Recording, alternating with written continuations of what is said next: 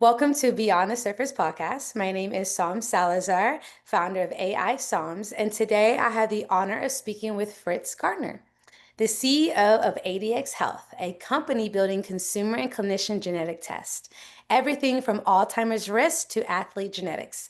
Today, we'll dig into the science and the go-to market challenges of turning complex genetics into actionable care. How are you feeling today? Very good. Thank you. Thank you for asking. Awesome, awesome. And what part of the world are we calling from again? Houston, Texas. Houston, Texas. Yeehaw. That's right. Is it getting warmer over there or is it like We're finally getting a little bit down to the more reasonable winter temperatures. So nice? it's not August. Thank God. Yeah, I feel like Texas surprisingly does get chilly, you It know. does. It Think, does. We had quite a freeze last year. yeah, Lost some plants to prove it, and but hopefully we're gonna stay away from the freezing and get out yes, of the heat. yes, yes, yes. Awesome. Well, I would love to dive in, but before I dive into everything ADX Health, I would love to know a little bit about your journey and what inspires you to join the health innovation and eventually lead ADX Health. Sure. So I my background is business. Um, I got an undergraduate degree in actually in music and business. Out of school, I went the business route, and I primarily was active in the chemical distribution and trading markets. And through that, I developed some software, and through the software, that was primarily sales assistance. Through that, I started working with a friend of mine who needed some sales help in the laboratory industry, in the medical laboratory industry. So I joined that company not being able to pronounce any of the tests they were doing, but he generously was kind enough to give me a, a way in to the healthcare market. Mhm. And I took advantage of that and started understanding what this is all about. It was a hematopathology laboratory, which is a quite a sophisticated laboratory. It deals with blood cancers, leukemias, lymphomas, things like that. And in the process of building that company, we brought in genetics, and I got the real privilege to work with folks who understood genetics and talked to me about what it could do. And after selling that company, I started a different group that looked into genetics and what we could do in the world of athletes, DNA testing for athletes. So I hired a couple of folks, a couple of PhDs to do the basic research. Um, I started working with a group that had a laboratory, and we developed the software and the testing all together. And we gradually got to a point where we launched version one. And then we kept on working on it. The first one didn't work out. The second one, and I'm talking about the business relationship, Mhm. didn't work out. And lo and behold, we came to a great point with ADX Health, where the folks who ran an anatomic pathology lab engaged me to bring my testing over. We combined the testing that I had developed with the testing that they had developed, and that was the Alzheimer's risk panel. And we started performing all those tests and reporting all those tests on one site and with that software. And that's what brings us to this moment. Awesome. Um, Speaking of the softwares, I know you guys have GenoRisk for Mhm. Alzheimer's, and then you guys also have My GenoFit for athletes, correct? Yes. Out of these, which product line has shown the strongest adoption so far? And what does that tell you about where consumer demand and genetics is heading? Great question. I would first of all, I need to take a step back and say that we are right now at the relaunching phase. Okay. What I have learned in this business is that you take 5 steps forward and 4 steps back sometimes. And that's Hmm. what happened to me. Um, we are now taking a bunch of steps forward. So we are now relaunching the genetic test for Alzheimer's, the GenoRisk test. Yes. We are also preparing to relaunch the DNA test for athletes, which is my GenoFit, as Okay. well as another very special test called the PGX test. Okay. A PGX test basically identifies your genomic um, the way you metabolize different drugs. So some people metabolize something very quickly, a drug very quickly, and therefore need a lot more of it. Some don't metabolize it, and therefore either need to take less of it or should try something else. So we are relaunching that test too. And we are selling a gut microbiome test as well. Okay. Awesome. Well, that's all important. Well, it is. To your question of what seems to be most important or Yeah. what is most interesting to the market, I'd say they're Mhm. very different markets. Mm, When I got into this a couple of years ago, I was a little fearful that mm, folks would not really want a DNA test to identify genetic risk of Alzheimer's.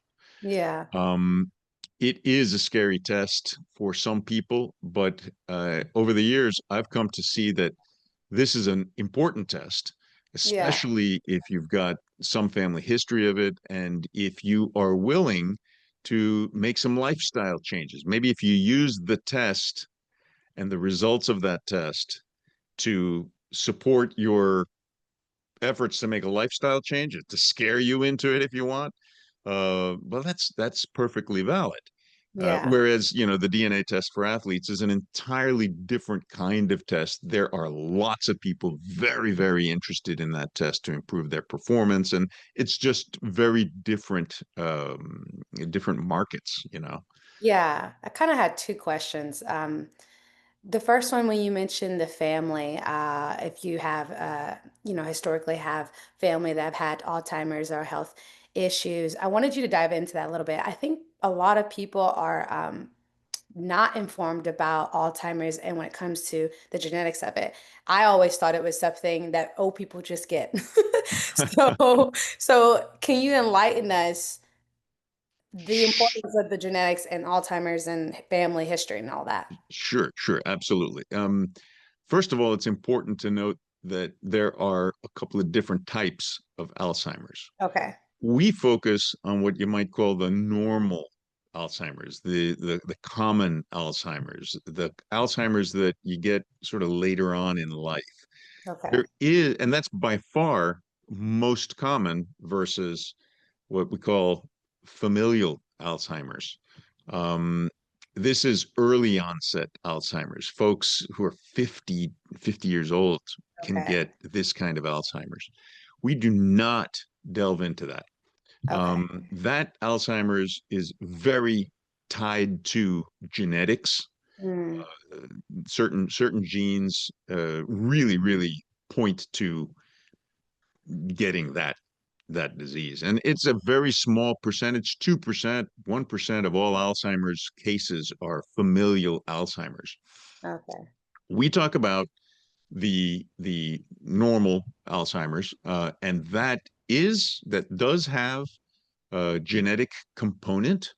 The most common gene that you'll hear mentioned, 23andMe does that gene, looks at that gene, and most folks hear of the ApoE gene. ApoE, if you've got E3, E3, and for those of you who are interested, just Google ApoE, APOE, and E3, E3, E3 from mom, E3 from dad. Okay. That is what you might call normal. Most people have that. But if you see an E4, E4, E4, this is a higher probability of getting Alzheimer's. It's not it's not automatic. You don't get it if you see E4 in your results anywhere. It does not mean you will get Alzheimer's, but it just is more common that, or it's more likely that you'd get Alzheimer's than if you had an E3 or an E2. So I don't want to get too much into the details unless you want to, but that genetic component is very important, but so is lifestyle. Okay, Mm. lifestyle. We look at six lifestyle uh, uh, changes that you can make, primarily diet, exercise, sleep, social interaction, Mm. um, using your brain, thinking, and de-stressing. You need to really address all of these things. Some folks would add something else, maybe take away Yeah. something that but but these six lifestyle choices are super important, and Mm. in some cases are as good as early drugs. We used to not have any pharmaceutical interventions that you could do for Alzheimer's. Now there are pharmaceutical interventions that you can do for Alzheimer's. Oh, wow. But before these drugs came, your lifestyle was possibly more important than whatever drugs we had until this point. So Yeah. it's extremely important that you live a healthy lifestyle. And funnily enough, these are the same things that you should be doing to avoid heart disease, diabetes, cancer. So, there's nothing new under the sun, you might think. Mm. But in the world of Alzheimer's, and with each specialty, as I just described, it's always good to just go one by one and say how important it is for this disease management to to exercise good lifestyle habits. Right. So when would you say, or who would you say is the perfect candidate to have this sort of testing? And then after you do the testing, what's the process afterwards? Is it, inform you of, I don't know, doctors nearby to see, or, referrals, Great question. or, yeah, how does that work? Yeah. So first of all, in order to get this test, Hmm. um, but I'm going to make a comment on marketing because it helps answer this question. We Okay. originally thought of this test when we first launched it over a year ago. We originally thought of it as a direct to consumer test. Yeah. Now, even at that time, we thought, okay, a consumer um, should be able to manage their their life, their lifestyle changes, Hmm. so they can take it. Now, even back then, we did think that it's important for legal reasons and Hmm. also for medical practice reasons. It would be good to have a physician Mm. order or clinician order this test. So we have an arrangement with a national uh, physician telemedicine company Okay. that provides a physician order corresponding to the state where the patient is, so that we receive that and keep it in the records, send out a kit to the patient, and then we will send the results of the test to both the patient and the clinician who's on record for ordering that test, so that the clinician is able then to discuss it with the patient Okay. and help that patient manage whatever the results are in there. Of course, Okay. if everything's clear, there's very little to talk about, and the patient may not choose to interact Yeah. with a physician. But Hmm. if there is a question, then that clinician will encourage the patient to first of all relax. This is you're doing this to understand your Yeah. risk. Risk does not equal certainty. Um, so calm down, get busy with lifestyle changes, Hmm. Hmm. and depending upon the patient's condition, if the patient is I'm going to exaggerate, 500 pounds and sleepless and all the rest, then there may be a lot of work. But once that consult is had, it is up to the patient to engage coaches, to engage ongoing care with that patient's uh, GP, Hmm. and get busy with improving their life, so to speak. Now, Yeah. the big difference is that our relaunch is going to be focused on working through clinicians. So instead of this big cloud of doctors in telemedicine world, we're going to try to work with clinicians who are part of our own network. We'll have relationships with GPs who want to have this test available to them for their patients who walk in and have questions. So now, instead of relying on a mysterious network, individuals who have a GP are going to have their tests ordered by their GP, Okay. and that GP will be able to provide ongoing support. Okay. Okay. Awesome. And I wanted to switch gears here just for a moment. AI is transforming how healthcare companies acquire patients. It's just kind of not, I mean, not switching gears too much. Engage providers and even interpret complex data. How do you see AI reshaping the way ADX Health connects with the right people and scales its impact, which is sort of what we've discussed a little bit. Yeah. So AI is important.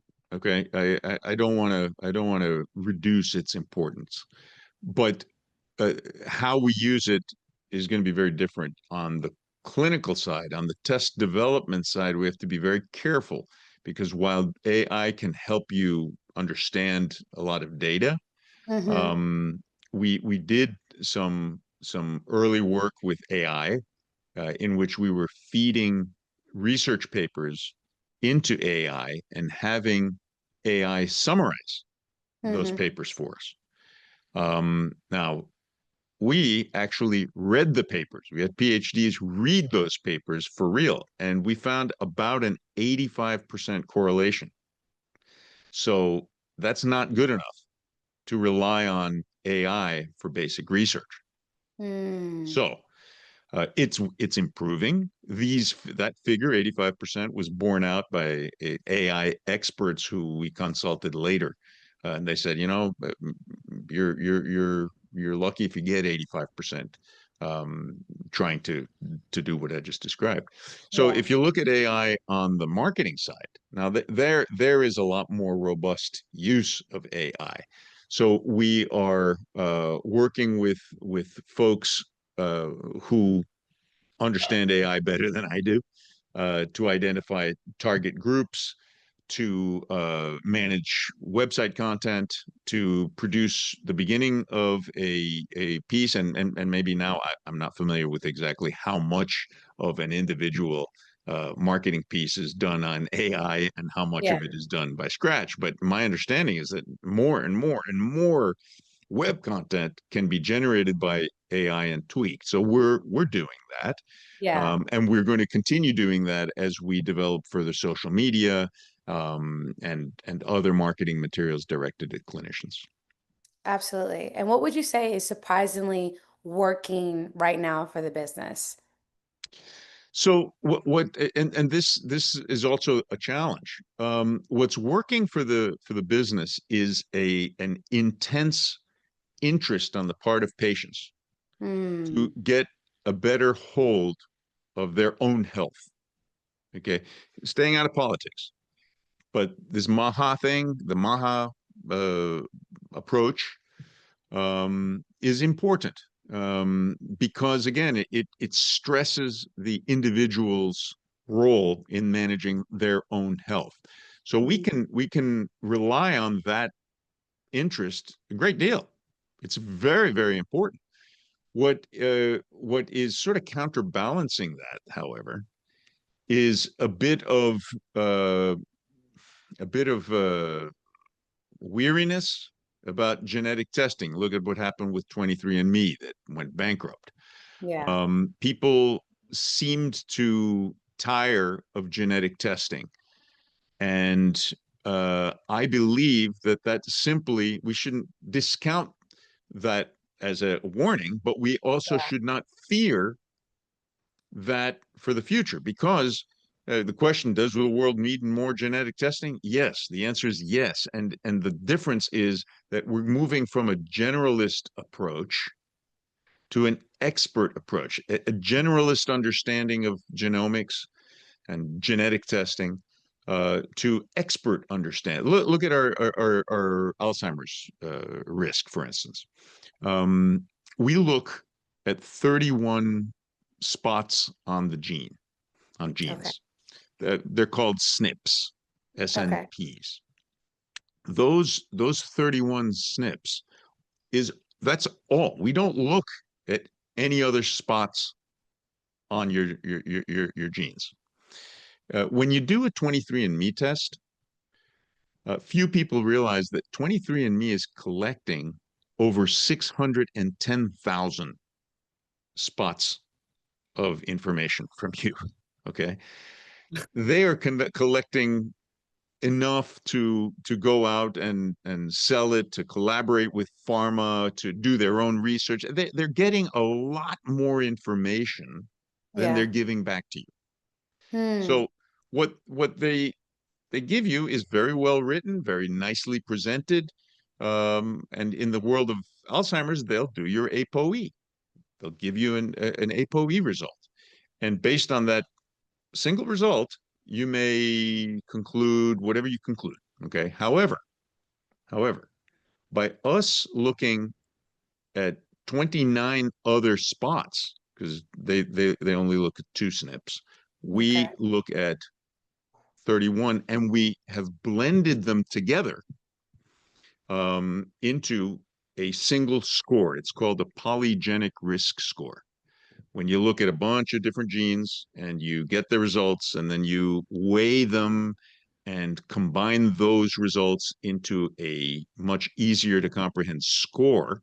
Okay. That's a perhaps my genetics scientist colleagues would not like that definition, but for the layman, that's what you might think of, a polygenic risk score. Yeah. Um, by doing that, uh, now it's a lot more powerful information. Mm-hmm.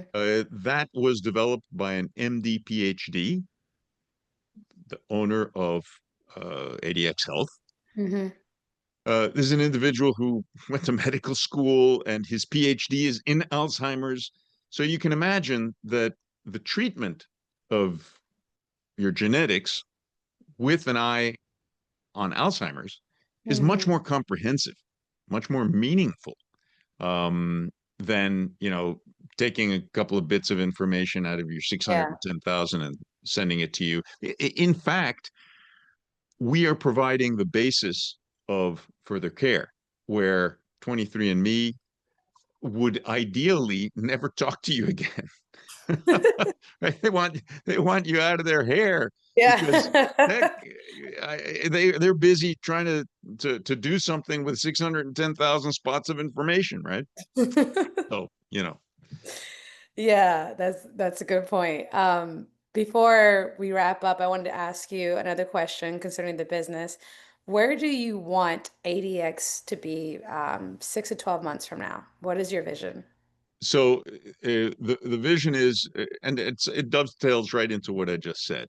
I Hmm. want us to be recognized Hmm. as the experts in certain tracks, in certain fields, in the Okay. field of Alzheimer's risk, in the fields of sports genetics, Okay. in the field of pharmacogenomics, and in the field of gut microbiome testing.